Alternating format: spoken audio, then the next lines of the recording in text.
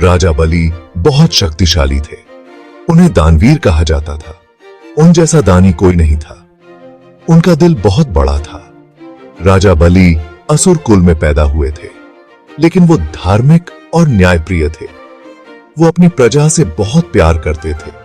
उनकी प्रजा भी उनसे बहुत प्यार करती थी। सब उन्हें दानवीर बुलाते थे। वो हमेशा दान देने को तैयार रहते थे। उनकी फेमसनेस चारों तरफ फैली हुई थी। राजा बलि का राज्य बहुत समृद्ध था। उनके राज्य में कोई भी भूखा नहीं सोता था। राजा बलि ने अपने राज्य में शिक्षा और स्वास्थ्य सेवाओं का भी विशेष ध्यान रखा था। उनके राज्य में हर कोई खुशहाल और संतुष्ट था। राजा बलि का न्यायप्रिय स्वभाव और उनकी उदारता के कारण उनके राज्य में कभी भी कोई विद्रोह या असंतोष नहीं हुआ। उनके राज्य की सीमाएं भी सुरक्षित थीं, क्योंकि राजा बलि ने एक मजबूत सेना का निर्माण किया था। राजा बलि का जीवन एक प्रेरणा था। उनकी कहानियां आज भी लोगों को प्रेरित करती हैं। उनके दान और न्यायप्रियता की कहानियां आज भी लोगों के दिलों में जीवित हैं। राजा बलि का नाम इतिहास में स्वर्ण अक्षरों में लिखा गया है। उनकी महानता और उदारता की कहानियां सदियों तक याद की जाएंगी। राजा बलि का जीवन एक आदर्श था और उनकी कहानियां हमें सिखाती हैं कि सच्ची महानता दान और न्याय में है। राजा बलि का जन्म असुर राज हिरण्यकशिपु के परिवार में हुआ था। उनके दादाजी प्रहलाद भगवान विष्णु के बहुत बड़े भक्त थे। राजा बलि ने बचपन से ही दान और धर्म का पालन किया। वो विद्वानों की इज्जत करते थे। वो गरीबों की मदद करते थे। वो सच्चे और बहादुर थे।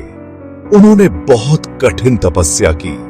उन्होंने देवताओं को भी युद्ध में हरा दिया था। राजा बलि ने एक यज्ञ करवाया।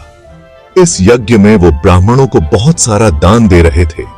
वो किसी को खाली हाथ नहीं जाने देते थे।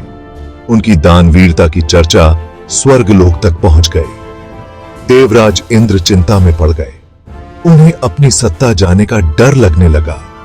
देवताओं ने भगवान विष्णु से मदद मांगी। भगवान विष्णु ने वामन अवतार लेने का फैसला किया।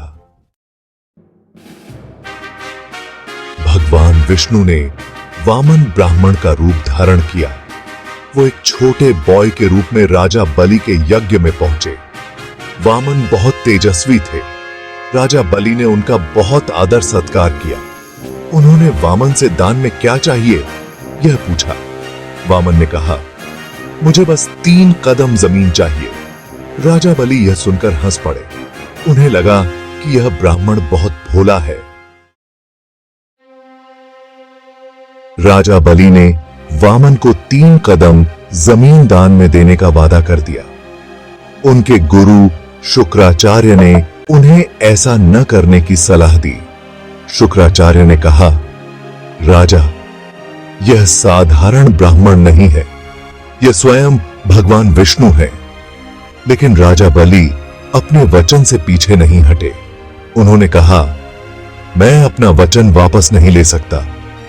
यह सुनकर वामन खुश हुए। वामन ने अपना विराट रूप धारण कर लिया। उनके एक कदम से पूरा आसमान ढंक गया। दूसरे कदम से पूरी धरती ढंक गई। राजा बलि ने देखा कि वामन का तीसरा कदम रखने के लिए कोई जगह नहीं बची। उन्होंने वामन से पूछा, हे भगवान, अब आपका तीसरा कदम कहां रखेंगे? वामन ने मुस्कुराते हुए कहा, राजा बलि, अब मुझे अपना तीसरा कदम रखने के लिए आपकी देह चाहिए। राजा बलि ने बिना किसी हिचकिचाहट के अपनी देह वामन के चरणों में समर्पित कर दी। वामन ने राजा बलि के इस त्याग और भक्ति से प्रसन्न होकर उन्हें आशीर्वाद दिया। उन्होंने कहा, राजा बलि, तुम्हारी भक्ति और त्याग से मैं अत्यंत प्रसन्न हूं। मैं तुम्हें पाताल लोक का राजा बनाता हूं। वहां तुम सदा सुखी रहोगे।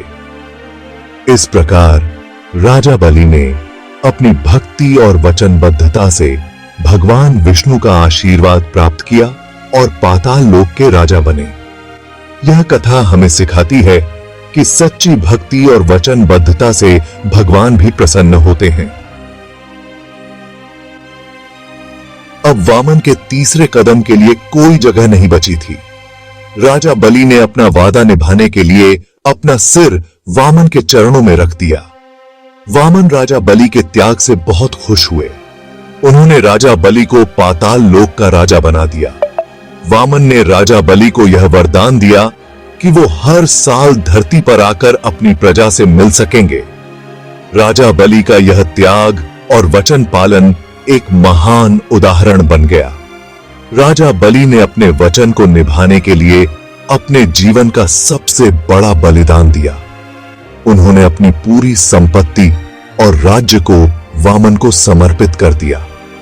वामन, जो भगवान विष्णु के अवतार थे, ने राजा बलि की भक्ति और समर्पण को देखकर उन्हें पाताल लोक का राजा बना दिया।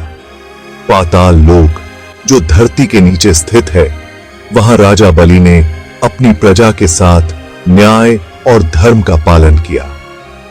वामन ने राजा बलि को यह वरदान भी दिया कि वो हर साल धरती पर आकर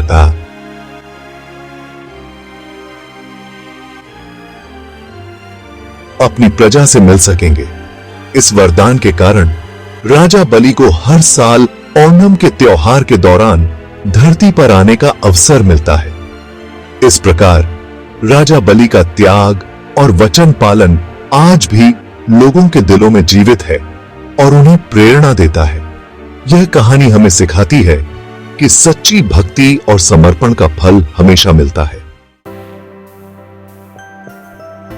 राजा बलि की कहानी हमें सच्चे दान का मतलब समझाती है। सच्चा दान वो होता है जो बिना किसी स्वार्थ के दिया जाए। राजा बलि ने अपना सब कुछ दान कर दिया। उन्होंने अपना राजपाट, अपनी वेल्थ, सब कुछ त्याग दिया। उनके त्याग और वचन पालन की कहानी आज भी हमें इंस्पायर करती है। वो सच्चे मायने में दानवीर थे। हमें राजा बलि से प्रेरणा लेनी चाहिए। हमें भी दानी बनना चाहिए। हमें जरूरतमंदों की मदद करनी चाहिए। हमें अपना वचन निभाना चाहिए। हमें हमेशा सच का साथ देना चाहिए। यही राजा बलि की सीख है। यही सच्ची इंसानियत है। यही जीवन का असली मतलब है।